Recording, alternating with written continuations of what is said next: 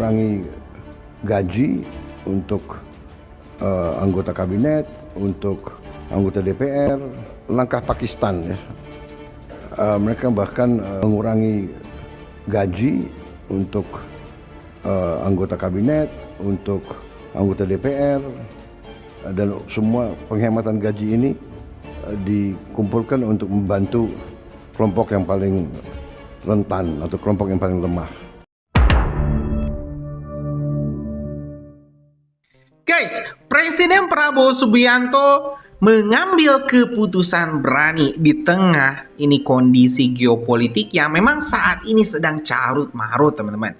Pak Prabowo dalam konferensi pers di rapat paripurna kemarin mengumumkan berencana memotong gaji seluruh pejabat Indonesia, termasuk gaji presiden dan juga wakil presiden sendiri. Karena teman-teman, dikarenakan ini APBN kita sedang terhimpit atau hampir saja jebol akibat kenaikan harga minyak dunia yang sudah menyentuh $100 per barel. Jadi Pak Prabowo, teman-teman, di sini ingin mementingkan kepentingan rakyat dengan mengurangi foya-foyanya para pejabat-pejabat kita. Ini tentu langsung disambut sangat positif oleh netizen Indonesia, karena di mana lagi ada presiden yang seblak-belakan Pak Prabowo di hadapan seluruh pejabatnya ngomong kayak gini lah, lu gaji gue potong demi rakyat, setuju nggak? Nah, kan nggak ada yang berani nolak saat rapat kemarin. Mungkin ada yang ngedumel di belakang. Duh, ini pay later gue nanti bayar gimana kalau gaji dipotong kan? Nah, Pak Prabowo, teman-teman, melirik Pakistan yang sudah terlebih dahulu melakukan efisiensi lewat pemotongan gaji para pejabat-pejabatnya. Karena kalau kita lihat juga, teman-teman, ya pejabat kita sebenarnya sudah hidup di atas rata-rata. Jadi kalau misalnya dipotong hanya 20% atau mungkin 50% kan masih ada tunjangan. Jadi masih tercukupi. Lumayan kan itu anggarannya bisa untuk menutupi kegiatan negara yang lain. Tapi ini, teman-teman, pasti bakal ada penolakan. Saya yakin para pejabat-pejabat nakal pasti bakal menolak dan melakukan segala macam upaya biar aturan Pak Prabowo ini gagal ditetapkan. Tapi kalau kita rakyat nih ya, welcome saja Pak. Kalau misalnya mau dipotong 50% juga ya silahkan. Kan ini demi kepentingan negara. Saya yakin teman-teman ya, para pejabat kita yang digaji mungkin puluhan juta, bahkan ini para menteri yang digajinya ratusan juta per bulan, tidak akan terlalu masalah kalau cuman hilang hanya 20 juta, 30 juta, atau 50 juta. Kan mereka juga punya tunjangan yang lain. Nah teman-teman, kita simak dulu aja deh ini langsung ya pernyataan dari Pak Prabowo. Kapan nih Pak Prabowo para pejabat bakal dipotong gajinya? Para anggota DPR juga bakal dipotong gajinya. Dan kalau misalnya dipotong, uangnya buat apa nih? Apakah mau langsung diserahkan ke rakyat lewat BLT atau digunakan untuk program yang lain? Kita dengar langsung penjelasan dari Presiden Republik Indonesia Bapak Prabowo Subianto. Saya kira secara garis besar ya kita bisa merangkum apa yang kita dengar, presentasi keadaan. Saudara-saudara, saya ingin merangkum ini semua ya. Kita simpulkan, kita hadapi perkembangan yang terjadi secara global di kawasan Eropa dan Timur Tengah. Dan ini tentunya memberi dampak kepada kita karena akan mempengaruhi harga BBM. Harga BBM juga bisa mempengaruhi harga makanan. Kita alhamdulillah sudah mengamankan masalah pangan yang mendasar. Masalah BBM kita sebenarnya sudah punya rencana-rencana, ini akan kita akselerasi ya. Tapi tentunya kita juga sekarang harus melakukan langkah-langkah yang proaktif, dalam arti kita harus melakukan penghematan konsumsi BBM ya. Kita tidak bisa menganggap bahwa apapun terjadi kita aman ya, kita bersyukur kita aman. tapi kita tidak ada upaya untuk mengurangi konsumsi BBM kita. Banyak negara sudah melakukan langkah-langkah. Mungkin Seskap, ada Seskap? Oh, ada slide untuk memberitahu berapa langkah. Ini langkah Pakistan ya. Ini hanya sebagai perbandingan. Jadi mereka menganggap ini sudah kritis. Jadi dikatakan critical measures. Seolah bahwa ini bagi mereka seperti kita dulu waktu COVID. Mereka melaksanakan work from home, kerja dari rumah untuk semua kantor, pemerintah maupun swasta. 50% bekerja dari rumah. Kemudian hari kerja mereka potong hanya menjadi 4 hari. Mereka bahkan mengurangi gaji untuk anggota kabinet, untuk anggota DPR, dan semua penghematan gaji ini dikumpulkan untuk membantu kelompok yang paling rentan atau kelompok yang paling lemah. Mereka memotong semua ketersediaan BBM untuk semua kementerian. Dan mereka mewajibkan 60% kendaraan pemerintah untuk tidak digunakan pada setiap saat. Kemudian mereka menghentikan semua belanja AC, ya, belanja kendaraan, belanja mebel dari semua lembaga pemerintahan untuk waktu yang tidak ditentukan.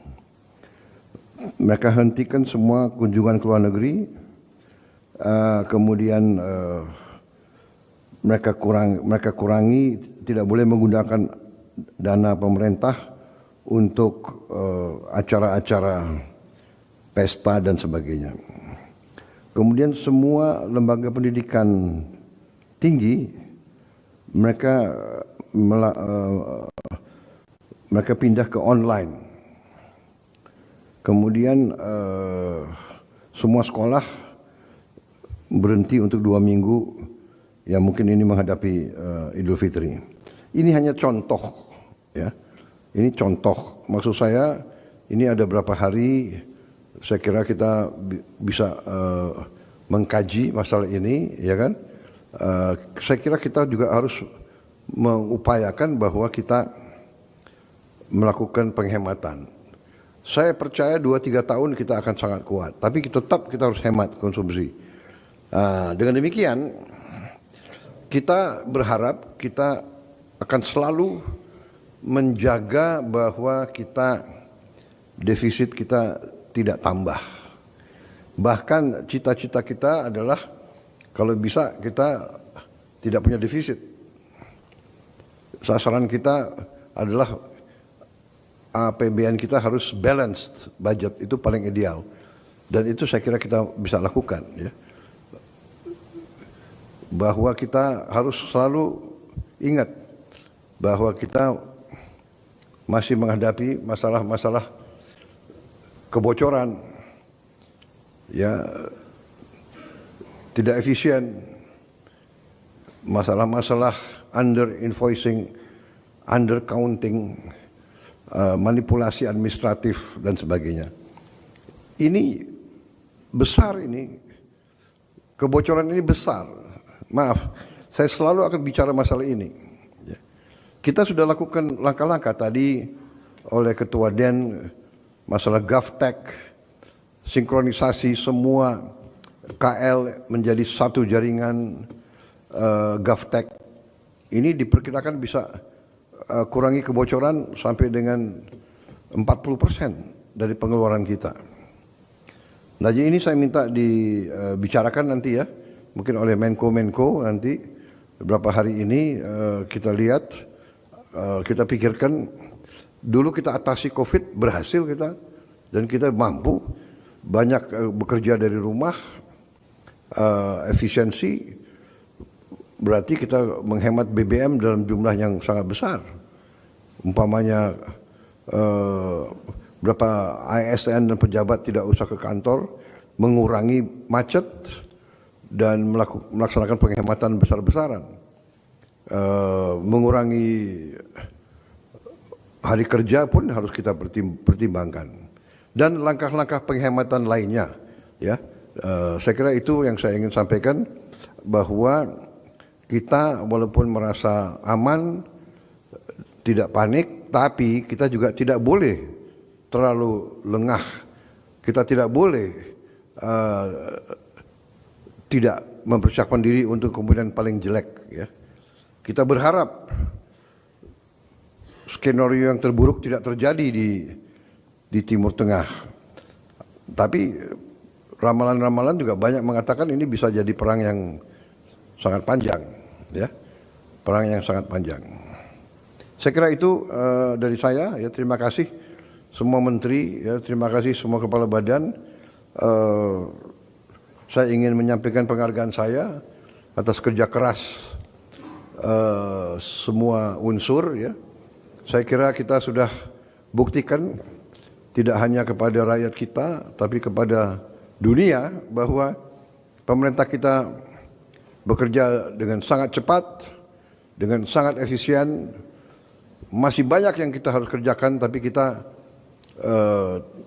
berani menghadapi kesulitan. Kita berani mengatasi kesulitan, dan kita tidak mau berbohong kepada rakyat kita, dan kita tidak mau berbohong kepada diri kita sendiri. Ya, kalau kita selalu ingin berbohong kepada diri kita sendiri, kita akan keliru. Jadi kita harus berani menghadapi kenyataan, berani melihat kekurangan kita, kemudian kita berani mengatasinya. Kita ada skenario positif, moderat, skenario paling jelek, tapi apapun ini tergantung kepada kita. Terima kasih atas kerja keras semua menteri, semua wakil menteri, kepala badan. Ya, kita buktikan terus ke rakyat kita bahwa kita bekerja untuk kepentingan rakyat. Kita tidak boleh berpikir lagi kepentingan kelompok, kepentingan golongan, suku, bahkan kepentingan partai kita masing-masing. Kesetiaan kepada bangsa adalah di atas kesetiaan apapun. Terima kasih. Dengan ini saya... Ya, teman-teman, sudah kita simak ya penjelasan lengkap dari Presiden Prabowo Subianto terkait rencananya untuk memotong gaji para pejabat hingga anggota dewan kita di DPR. Itu salah satu langkah yang sangat hebat sekali yang saya pikir harus dilakukan secepat mungkin. Karena kalau misalnya dibiarkan, mungkin APBN kita akan makin berat. Pak Prabowo berkaca dengan keberhasilan Pakistan menghemat anggarannya dengan memotong besar-besaran gaji para pejabat-pejabatnya, dan harusnya itu dilakukan secara sukarela oleh para pejabat kita yang memang digaji oleh rakyat kecil. Di saat momen-momen krusial seperti ini, jangan berfoya-foya, jangan hedonisme, jangan pamer-pamer kekayaan lagi di sosmed seperti yang selalu kita lihat, biar para pejabat kita juga merasakan bagaimana rasanya menjadi rakyat. Nah, gimana menurut kalian, teman-teman? Setuju nggak kalau misalnya gaji para anggota dewan hingga para pejabat di Indonesia dipotong? Kalau misalnya punya pendapat lain, coba tulis deh di kolom komentar, kita diskusikan. Terima kasih, teman-teman. Kita bakal lanjut di video selanjutnya. Assalamualaikum warahmatullahi wabarakatuh.